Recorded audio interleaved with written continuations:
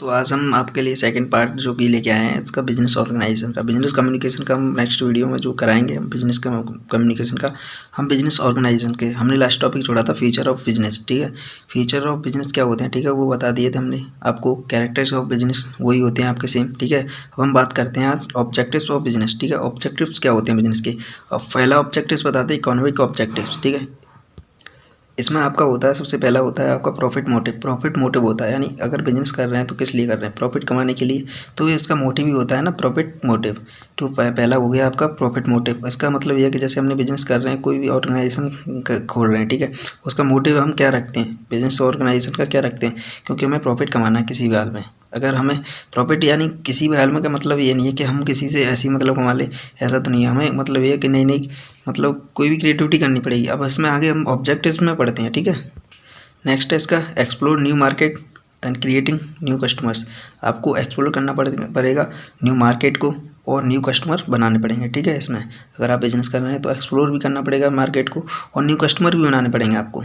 और नेक्स्ट है कि इनोवेशन एंड क्रिएटिविटी। अपने बिजनेस में आपको इनोवेशन करना पड़ेगा और क्रिएटिविटी लानी पड़ेगी। ठीक है, जो क्रिएटिविटी होती है आपको बिजनेस में क्रिएटिविटी लेके आओगे तो कस्टमर्स जल्दी आएंगे। ठीक है, नेक्स्ट बात करते हैं हम ग्रोथ एंड एक्सपेंशन। ठीक है, उसमें बिजनेस के लिए क्या होना चाहिए, बिजनेस में ग्रोथ भी होनी चाहिए।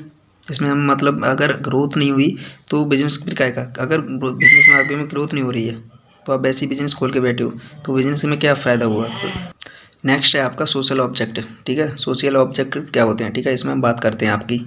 इसका फर्स्ट जो है कि आपको क्रिएटिव एम्प्लॉयमेंट अपॉर्चुनिटी। ठीक है, आपको एम्प्लॉयमेंट के लिए मतलब एम्प्लॉयज़ के लिए आपको अपॉर्चुनिटी प्रोवाइड करनी पड़ेगी, नई नई अपॉर्चुनिटी लानी पड़ेगी, क्योंकि जो जिससे कि आपका एम्प्लॉयज़ जो है कि अपनी मतलब जो ऑर्गेनाइजेशन में सही से अच्छे से काम कर सकें। ठीक है, प्रोवाइडिंग गुड्स क्वालिटी प्रोडक्ट। आपको प्रोवाइड करने पड़ेंगे अच्छी क्वालिटी के प्रोडक्ट प्रोवाइड करने पड़ेंगे कस्टमर्स को। अगर आप अच्छी क्वालिटी के प्रोडक्ट नहीं होंगे तो आप कस्टमर आपके मतलब ये ऑर्गेनाइजेशन में आपकी कंपनी में क्यों आएगा, क्योंकि उन्हें अच्छी क्वालिटी के प्रोडक्ट नहीं मिलेंगे तो किस लिए आएंगे, क्योंकि अच्छी क्वालिटी के प्रोडक्ट प्रोवाइड करने पड़ेंगे आपको। ठीक है, provide goods to the society at reasonable price. ठीक है, यानी आपको अगर बिजनेस कर रहे हैं तो ऐसा नहीं है कि आप सोसाइटी का ख्याल ना रखें, आपको सोसाइटी का मतलब ख्याल भी रखना पड़ेगा। किस लिए कि अगर आप अच्छे से प्राइस को दे रहे हैं उसको एक रीजनेबल प्राइस, जिससे कि सोसाइटी उसे एक्सेप्ट कर सके, ले सके प्रोडक्ट को। अगर कोई आपका प्रोडक्ट या सर्विस है, अगर उसके लिए आपको अच्छी प्राइस नहीं होगी, ठीक है, तो सोसाइटी उसे एक्सेप्ट नहीं करेगी, क्योंकि अगर अच्छी प्राइस होगी तभी आपको सोसाइटी एक्सेप्ट करेगी आपके प्रोडक्ट को। तो उसको लिए आपको मतलब रीजनेबल प्राइस रखनी पड़ेगी। ठीक है, जो कि कस्टमर्स को अच्छी लगे। नेक्स्ट इसमें taking care of a customer, यानी आपको जो कि कस्टमर्स की और एम्प्लॉयज़ को भी मतलब ये कि आपको केयर रखनी पड़ेगी। क्यों, एम्प्लॉयज़ अगर काम नहीं करेंगे, अगर उनकी केयर नहीं रखोगे तो वो काम नहीं करेंगे। अगर काम नहीं करेंगे तो आपको बिजनेस कैसे चलेगा, एम्प्लॉयज़ के द्वारा चलेगा ना। तो इसलिए आपको एम्प्लॉयज़ की केयर भी करनी पड़ेगी। ठीक है, अब नेक्स्ट इसमें आते हैं आपके ह्यूमन ऑब्जेक्टिव्स। ह्यूमन ऑब्जेक्टिव्स क्या होते हैं, इसका पहला बात करते हैं हम।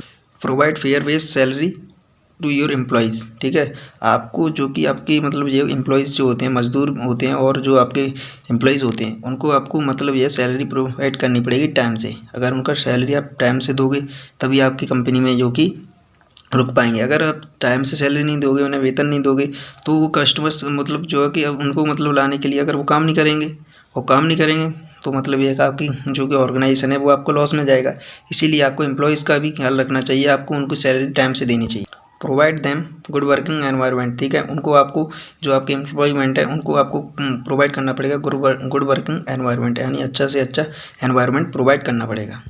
नेक्स्ट है क्रिएटिंग द इक्वलिटी, यानी आपको अपने जो एम्प्लॉयमेंट हैं उनको इक्वली ट्रीट करना पड़ेगा। ऐसा नहीं कि आप बड़े हैं, मैनेजर हैं और ओनर हैं तो यानी कि मतलब उनको नीचा समझें, ऐसा बिल्कुल नहीं करना है। क्योंकि अगर उनको नीचा समझेंगे तो अब वो अच्छे से नहीं काम करेंगे।